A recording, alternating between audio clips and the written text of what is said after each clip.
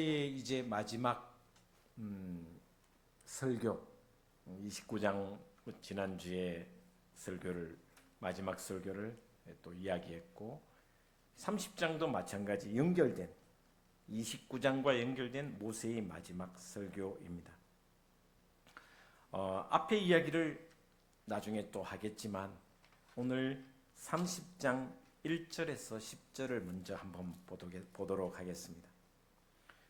지난주에 과거와 현재와 미래를 초월해서 하나님이 베푸신 두 가지가 있습니다. 첫 번째가 뭐냐면 바로 하나님의 지혜라는 말씀을 드렸습니다. 하나님은 역사를 통해서 선지자와 예언자와 또 수많은 것들을 통해서 하나님께서 우리에게 지혜를 주셨고 그 지혜로 말미암아 하나님께서 감추어진 일, 29장 29절에 제가 읽어드리겠습니다. 감추어진 일은 우리 하나님 여호와께 속하였거니와 나타난 일은 영원히 우리와 우리 자손에게 속하였나니 이는 우리에게 이 율법의 모든 말씀을 행하게 하심이니라.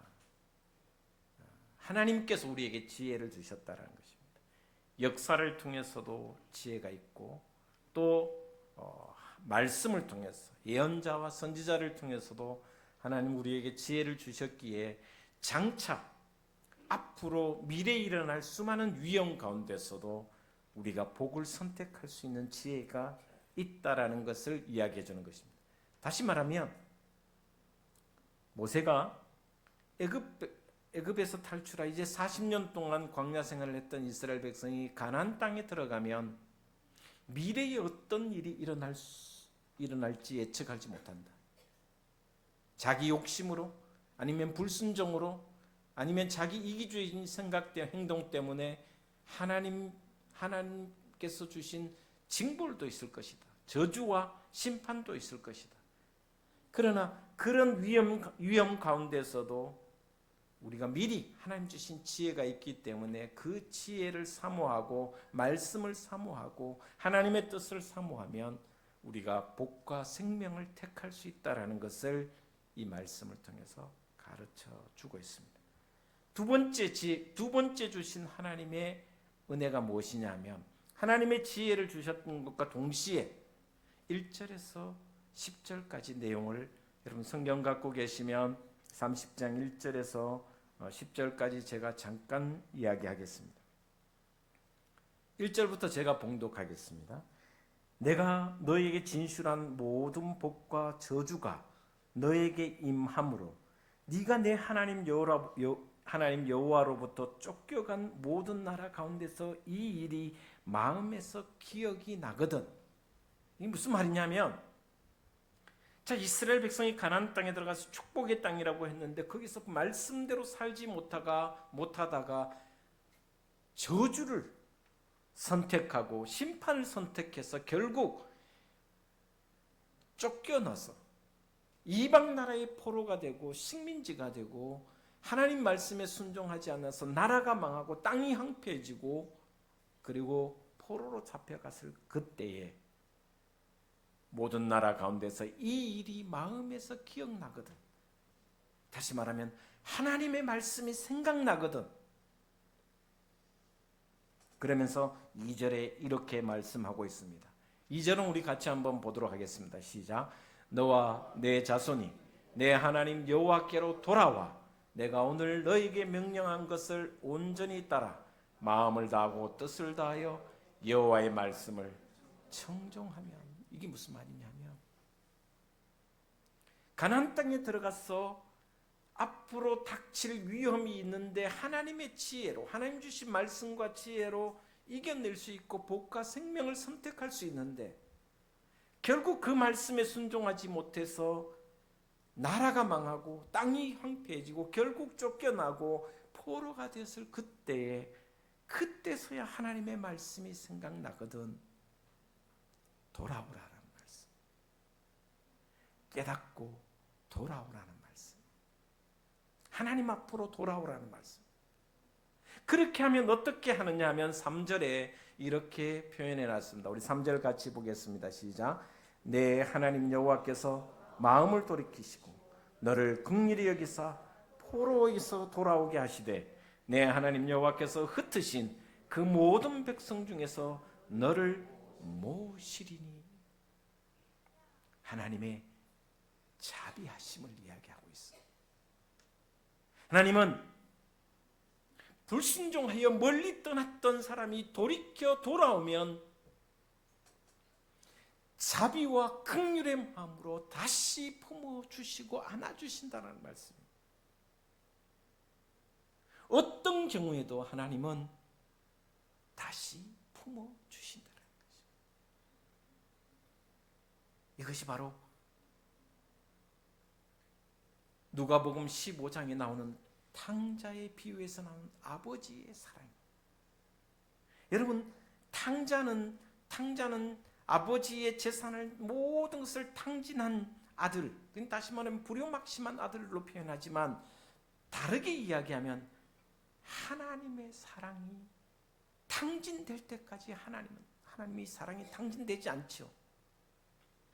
자식이 아무리 밖에 나가서 깽판치고 불효를 저지르고 물질을 다 탕진하고 온갖 범죄를 저지르고 돌아오면 기다리고 품어주시는 아버지라고 이야기하는 것입니다. 하나님이 누구시냐? 하나님은 바로 자비로우신 하나님이시다. 언제든지 하나님의 말씀이 생각나서 깨달아지고 그 말씀대로 살지 못했던 내 모습을 돌아보고 돌아오면 하나님은 긍휼한 마음으로 자비로우신 마음으로 나를 품어주신다라는 것입니다. 이기적으로 살았던 내 모습을 돌아보면서 내가 이런 삶을 살았구나 깨닫고 돌아오면 하나님은 자비로운 마음으로 우리를 품어주신다라는 것입니다. 여러분, 저는 가끔 그런 생각합니다. 하나님의 말씀이 있습니다. 하나님의 말씀대로 살지 못하고 불순종하고 떠나는 것도 죄입니다. 그러나 더 큰 죄가 뭐냐면 깨닫지 못하고 돌아오지 않는 것이 더 큰 죄라는 것입니다. 이것이 더 크고 하나님 보시기에 기뻐하지 않는 백성이라는 것을 가르쳐 주고 있습니다. 많은 사람들이 말씀을 벗어나 불순종하여 하나님을 떠납니다. 그 떠남에 대한 하나님의 징계도 있겠지만 심판도 있겠지만 그러나 더 큰 죄가 뭐냐? 깨닫지 못하고 돌아오지 못하는 것입니다.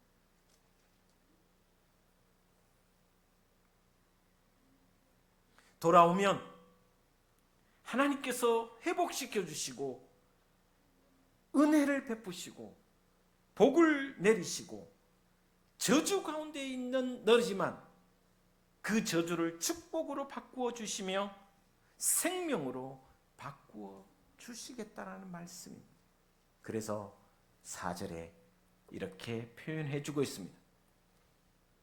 같이 4절을 보도록 하겠습니다. 시작. 내 쫓겨간 자들이 하늘가에 있을지라도 내 하나님 여호와께서 거기서 너를 모으실 것이며 거기서부터 너를 이끄실 것이라. 5절입니다. 내 하나님 여호와께서 너를 내 조상들이 차지한 땅으로 돌아오게 하사 너에게 다시 그것을 차지하게 하실 것이며 여호와께서 또 너에게 선을 행하사 너를 내 조상들보다 더 번성하게 하실 것이며. 할렐루야. 돌아오면 너희 조상들에게 주신 복보다 더 큰 복을, 더 번성하는 복을 내가 줄 것이다 라고 말씀해 주고 있습니다. 그러면서 다시 하나님께서 모세를 통하여 이스라엘 백성들에게 부탁하는 말씀입니다. 우리 6절은 마음을 담아서 같이 한번 봉독하겠습니다. 시작.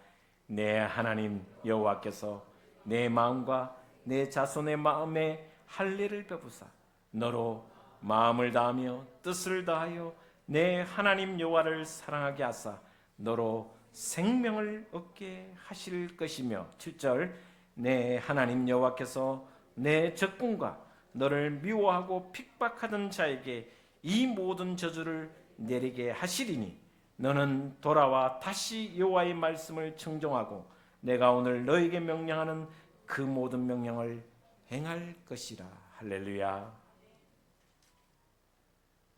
그러면서 마지막 10절을 끝절에 보시면 이렇게 말씀하고 있습니다. 마지막 끝절에 10절 말씀 끝절을 한번 보여주시기 바랍니다. 맨 밑에 내 조상들을 한번 내게 복을 주시고 밑에서 세 번째 줄입니다. 시작. 내게 복을 주시되 곧 여호와께서 내 조상들을 기뻐하신 것과 같이 너를 다시 기뻐하사 너에게 복을 주시리라. 여기에 내 조상들을 하나님이 기뻐하신 것 같이 너를 다시 기뻐하사. 여러분 자식이 비행 청소년 됐다가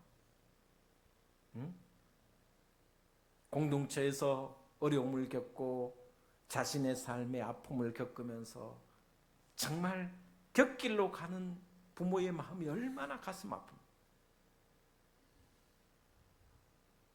속썩이는 자녀 생각만 해도 가슴 아프고 미어지고 그게 부모의 마음이잖아요. 그런데 그 자녀가 다시 돌아오면 말할 수 없이 기쁨이 넘치는. 이런 말할 수 없는 기쁨, 이건 표현할 길이 없는 겁니다. 옛날 말에 벗은발로 뛰어나오는 거예요. 그렇죠? 동구 밖에서 자식이 아버지 품으로 돌아오는 그 탕자의 비유를 보면 아버지는 뛰어간 노구를 이끌고 맨발로 뛰어가서 자식을 안아주고 품어주는 거예요. 하나님께서 말씀하시는 거예요. 내 조상들을 기뻐한 것과 같이 너를 기뻐하사. 여러분 혹이나 하나님을 조금 멀리에 두고 떠나 있다면 다시 하나님께로 온전히 돌아오시면 하나님이 여러분을 기뻐하시고 자비로운 마음으로 품어주시는 그 하나님이 바로 여러분의 하나님이고 저의 하나님이고 이스라엘의 하나님이신 줄 믿으시기를 바랍니다. 돌아오면 자비로 품어주시는 그리고 나를 기뻐하시는 하나님이 바로 나의 하나님이고 여러분의 하나님이라는 것을 가르쳐 주는 내용입니다. 불순종하여 쫓겨난 자리에서 하나님의 말씀을 기억하여 돌아오면 하나님은 이전 것은 기억하지 않으시고 나를 기뻐하신다는 것입니다. 자비로우신 하나님. 이것을 지금 모세가 이스라엘 백성들에게 가르쳐 주고 있습니다. 너희가 혹이나 가나안 땅에 들어가서 살아갈 때 혹시 말씀대로 살지 못하고 불순종하여 여호와께 실망시켜드리고 또한 저주의 길에 들어섰다면 말씀을 기억하여 깨닫고 돌아오라. 언제든지 너를 품어주시며 자비로운 마음으로 너를 안아주시며 너를 기뻐하시되 너희 조상보다 너희 아버지보다 더 너를 기뻐하실 것이다라고 모세가 하나님의 말씀을 대언하고 있습니다. 한번 옆 사람 축복했으면 좋겠습니다. 하나님이 기뻐하시는 종이 되시기를 바랍니다. 할렐루야. 하나님은 자비로우신 하나님. 우리에게 지혜를 주시는 분일 뿐만 아니라 우리에게 자비를 베푸시. 돌아오면 언제든지 품어주시는 하나님이시라는 것을 이 말씀을 통해서 가르쳐주고 있습니다. 그러면서 오늘 11절에서 20절 말씀에 또 말씀하고 있습니다. 말씀과 성령으로 우리를 교훈하신다. 우리를 교훈하고 우리를 가르치시고 우리를 인도하시는 것은 바로 하나님 주신 말씀과 성령이라는 것을 가르쳐주고 있습니다. 하나님의 음성, 하나님의 말씀은 멀리 있는 것이 아닙니다. 많은 사람들이 하나님의 음성이 멀리 있다고 생각합니다. 하나님의 말씀이 저 멀리 있다고 생각합니다. 오늘 본 말씀에 이렇게 이야기해 주고 있습니다. 11절 말씀을 같이 보도록 하겠습니다. 시작. 11절입니다. 스크린에 11절 말씀을 한번 띄워보시죠. 시작. 내가 오늘 너에게 명령한 이 명령은 너에게 어려운 것도 아니고 먼 것도 아니다. 12절. 하늘에 있는 것이 아니니 네가 이르기를 누가 우리를 위하여 하늘에 올라가 그의 명령을 우리에게로 가지고 와서 우리에게 들려 행하게 하려 할 것이 아니요. 13절. 이것이 바다 밖에 있는 것이 아니니 네가 이르기를 누가 우리를 위하여 바다를 건너가서 그의 명령을 우리에게로 가져와서 우리에게 들려 행하게 하려 할 것도 아니니라. 하나님의 말씀이 저 우주 밖에 있는 것이 아니라, 하나님 말씀이 태평양 건너 저 멀리 있는 것이 아니라는 것이, 누가 우리를 대신하여 하늘의 저 꼭대기까지 올라가서 하나님 말씀 받아와서 그 말씀이 이렇다라고 하는 것이 아니라는 것이, 바다 건너 있는 것이 아니라는 것입니다. 그러면 어디에 있느냐? 어디에 있느냐? 14절에 이렇게 말씀하고 있습니다. 같이 보겠습니다. 시작. 오직 그 말씀이 너에게 매우 가까워서 내 입에 있으며 내 마음에 있은즉 네가 이를 행할 수 있느니라. 할렐루야. 말씀이 바다 건너 있는 것도 아니고 우주 밖에 하늘 끝에 있는 것도 아니고 그래서 가져올 수 없는 것도 아니고, 누구에게 어디에? 너의 입술에 있다라는 것입니다. 너의 마음에 말씀이 있다라는 것입니다. 오직 그 말씀이 너에게 매우 가까웠어. 내 입에 있으며 내 마음에 있은즉 네가 이를 행할 수 있느니라. 많은 사람들이 하나님의 말씀이 어렵다고 이야기하고 힘든다고 이야기합니다. 물론 그렇게 보일 수도 있습니다. 아닙니다. 너무나 가까이 있으며 그 말씀은 내 입술에 내 마음에 있은즉 네가 이를 할 수 있다, 행할 수 있다. 그러면서 15절 말씀에 이렇게 이야기하고 있습니다. 같이 보겠습니다. 15절.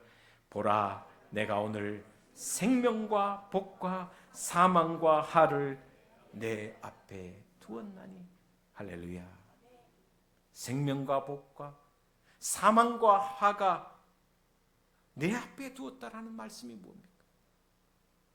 바로 말씀 가운데, 하나님의 말씀 가운데 화가 있고 사망이 있고 생명이 있고 복이 있다라는 것입니다.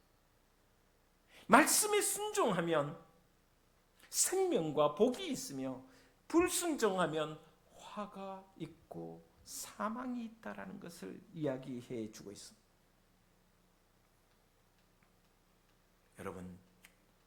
여러분의 마음속에는 이미 성령이 내재해 계십니다. 성령께서도 멀리 계신 것이 아닙니다. 성령께서 내 가운데 계시고 내재해 계신다면 말씀이 깨달아질 수밖에 없습니다. 묵상하고 기도하는 가운데 말씀이 내 속에서 역사할 수밖에 없습니다. 시대에 따라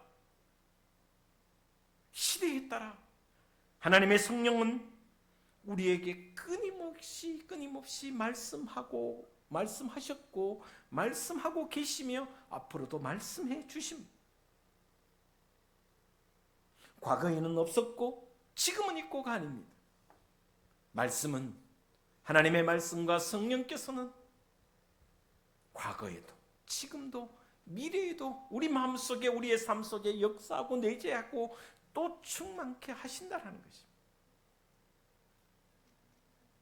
말씀에 순종하면 생명과 복이 되고 불순종하면 사망이 되고 화가 된다고 이야기해 주고 있습니다. 내 앞에 두었나니 말씀 가운데 있다는 것입니다.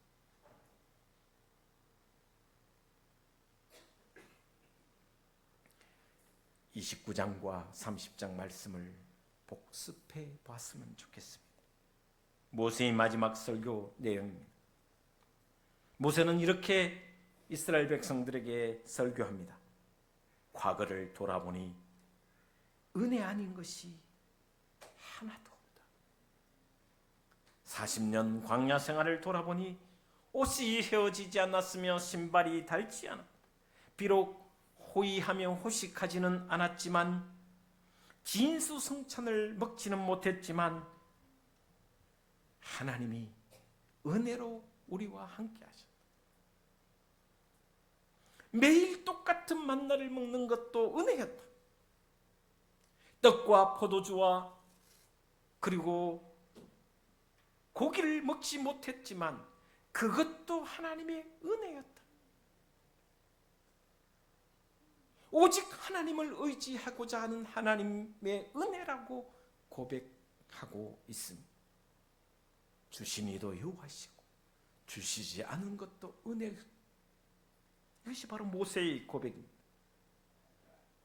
그리고 모세는 이스라엘 백성들에게 매일 일상적으로 반복되는 것이 얼마나 큰 은혜인가를 깨닫고 살아라고 말씀해 주고 있습니다. 주시지 않는 것에 대해서 원망과 불평이 아니라 감사하고 은혜라는 것을 고백하라고 이야기해 주고 있습니다. 그러니 과거를 돌아보면 모든 것이 은혜라는 것입니다. 또한 하나님은 과거의 하나님일 뿐만 아니라 영원한 지금으로 계시는 하나님이시라는 거죠. 영원한 지금으로 계시는 하나님이 바로 나의 하나님이며 모세의 하나님이며 여러분의 하나님이시다는 거예요. 과거의 하나님이, 그때의 하나님이 지금도 역사하시고 지금도 은혜를 베푸시는 하나님이시다. 영원토록 계시는 하나님이시다. 또한 우리가 불순종하면 땅은 황폐해지고 결국 남의 나라의 포로가 되고 그리고 그곳에서 고통의 삶을 살 수밖에 없는데 거기서부터 말씀을 돌이켜 깨닫고 돌아오면 자비로우시고 긍휼하신 하나님께서 너에게 복의 복을 다시 허락해 주시며 돌아오는 너희를 기쁘게 너희 조상보다 더 기쁘게 받아주실 것이라고 말씀해 주고 있습니다. 너무나도 놀라운 은혜입니다. 하나님을 멀리 떠났습니다. 돌아오면 하나님이 기뻐하시고 자비로운 마음으로 품어주시고 두 팔 벌려 안아주신다는 말씀입니다. 하나님의 말씀과 성령은 우리 안에 계시고 우리 입술에 있으며 이 말씀대로 살아가면 이 말씀 안에는 복이 있으며 생명이 있으며 사망이 있으며 화가 있다. 선택은 너희 몫이다. 이 말씀을 과거 3,500년 전에 모세를 통하여 이스라엘 백성에게 주신 말씀, 이 말씀이 이스라엘 백성에게 주신 말씀이지만 오늘 여러분에게, 저에게 지금도 하나님은 말씀하고 계십니다. 그 하나님이 바로 나의 하나님이며 바로 여러분의 하나님이신 줄 믿으시기를 주의 이름으로 축복을 드립니다. 이스라엘 백성들이 선택을 잘했을 때는 축복이 임하였으며 또한 불순종하여 선택을 잘못했을 때는 그들에게 화가 미쳤고 사망이 이르렀습니다. 여러분 모두가 믿음으로 복과 생명을 선택하는 하나님의 사람, 그래서 복된 사람, 생명의 사람이 되시기를 주 예수 그리스도 이름으로 축원을 드립니다. 기도하겠습니다. 하나님 감사